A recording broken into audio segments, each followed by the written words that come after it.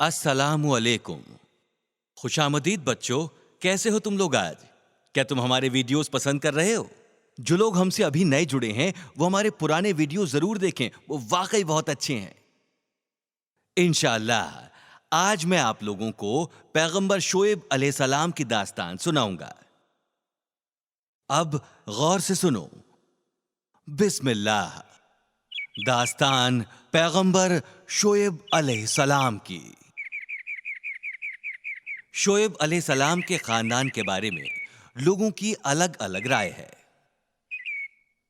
कुछ लोगों के मुताबिक वो नोबा के बेटे थे, नोबा जो कि पैगंबर इब्राहिम अलैहिस्सलाम के बेटे थे।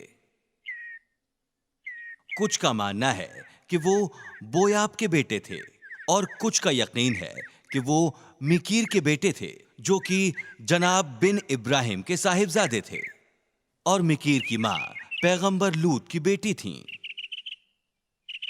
कुछ का कहना यह भी है कि पैगंबर शोएब का नाम शरून था जो कि साइकून या अंका या साबित के बेटे थे जिनका ताल्लुक पैगंबर इब्राहिम के खानदान से था, जबकि बाकी लोगों का मानना है कि वो पैगंबर इब्राहिम के खानदान से ताल्लुक नहीं रखते थे, लेकिन उनके वालिद ने पैगंबर इब्राहिम के वक्त इस्लाम कबूल किया था। पैगंबर शोएब मदियान के लोगों के बीच रहते थे। वो मदियान में रहने वाले ईमानदार लोगों में से एक थे। मदियान के ज्यादातर लोग चोरी डकैती करते थे और एक दूसरे को ही लूटते रहते थे। चोरी के माल की मदद से ही ये लोग खुशहाल जिंदगी बसर कर रहे थे। उन्हें हमेशा ज्यादा रुपए दौलत की दरकार रहती। वो लोग वो सारे बुरे काम करते जो वो करना चाहते, यहां तक कि उन्होंने सच्चे मालिक से भी दूरी बना ली थी और अब वो बुत परस्ती करने लगे थे। वो कुदरत की परस्तिश भी करने लगे थे। वो ये सोचते कि यही खुदा है।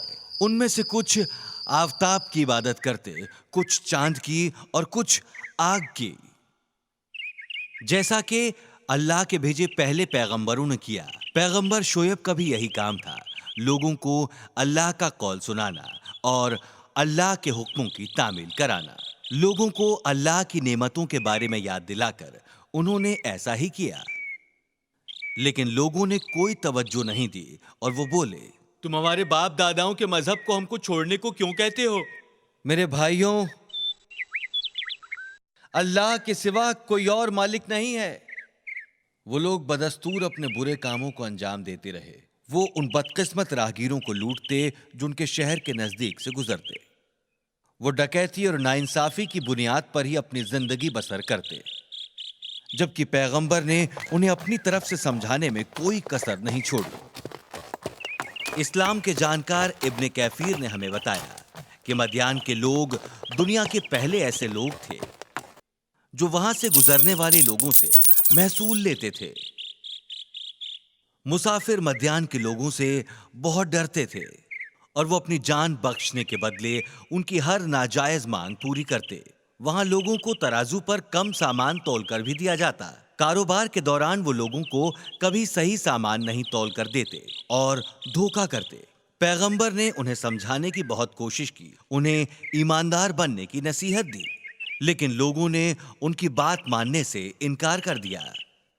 पैगंबर शोएब मुसलसल लोगों को यह समझाने की कोशिश करते रहे कि वो उनकी मदद कर रही हैं, लेकिन जैसा कि यकीन न करने वाले हमेशा करते हैं, उन्होंने यकीन नहीं किया। अगर हम बेईमानी नहीं करेंगे तो हम मुनाफा कैसे कमाएंगे? एक इंसान ने पैगंबर से कहा, और जो मुसाफिर यहां से गुजरते हैं वो हमें महसूल देते हैं, हम उन्हें क्यों रोकें? दूसरे ने कहा। पैगंबर ने उन्हें अल्लाह की सजाओं के बारे में बताने की कोशिश की। उन्होंने उन्हें बार बार समझाया, लेकिन अब लोग उनकी बातें सुनकर थक चुके थे। अब अगर तुमने हमें समझाना बंद नहीं किया तो हम तुम्हें पत्थर मारकर इस शहर से बाहर निकाल देंगे। पैगंबर ने अब भी उम्मीद नहीं छोड़ी। दिन रात वो उन्हें समझाने की कोशिश करते रहे। उन्होंने उन्हें समझाने की कोशिश की कि वो ये सब उनके फायदे के लिए कर रही हैं, ना कि अपने फायदे के लिए। लोगों के सब्र का बांध अब टूट चुका था। एक दिन उन्होंने पैगंबर के घर पर हमला कर दिया और उनका सारा सामान लूट लिया।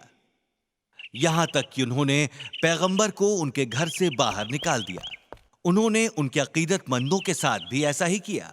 वो शहर से बाहर निकाल दिए गए। भाइयों, तुम लोग बदल जाओ, अल्लाह का खौफ करो। तब उनमें से एक ने कहा, आपने अल्लाह से कहो कि हमें सजा दें। पैगंबर शोएब अलैहिस्सलाम की अब सारी उम्मीदें टूट चुकी थीं। वो अपने अकीदतमंदों के साथ रेगिस्तान की जानिब गए और अल्लाह से मदद की गुहार लगाई। आखिरकार कयामत का दिन आ गया। अगले दिन आफताब आग उगल रहा था। ओह, ये सूरज को आज क्या हो गया, जलाए दे रहा है। लोगों ने कहा, ये कुछ अजीब हो रहा है।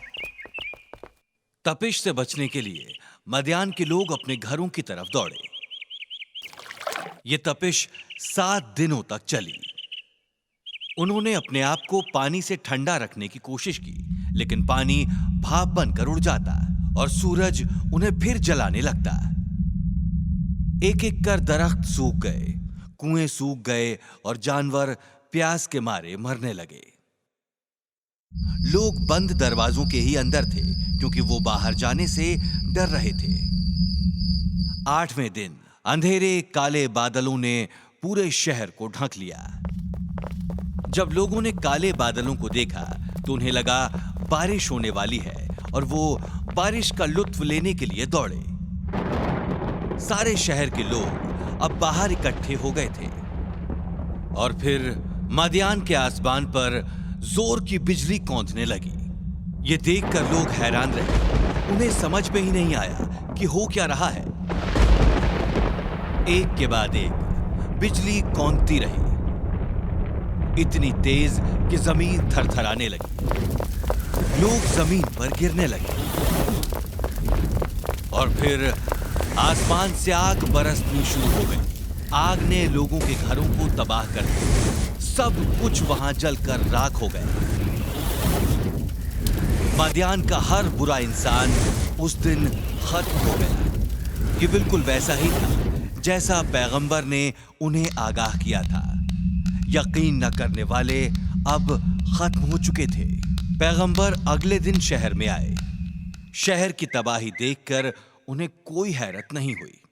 उन्हें कोई गम नहीं था, क्योंकि उन्होंने लोगों को कई बार आगाह करने की कोशिश की थी,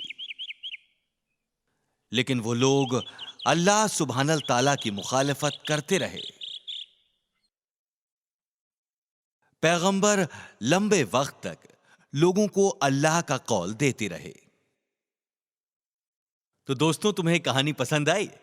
अगर ये वीडियो पसंद आया हो तो सब्सक्राइब बटन दबाना मत भूलना और नोटिफिकेशन बेल भी, ताकि हमारे वीडियो से अपडेट रहो।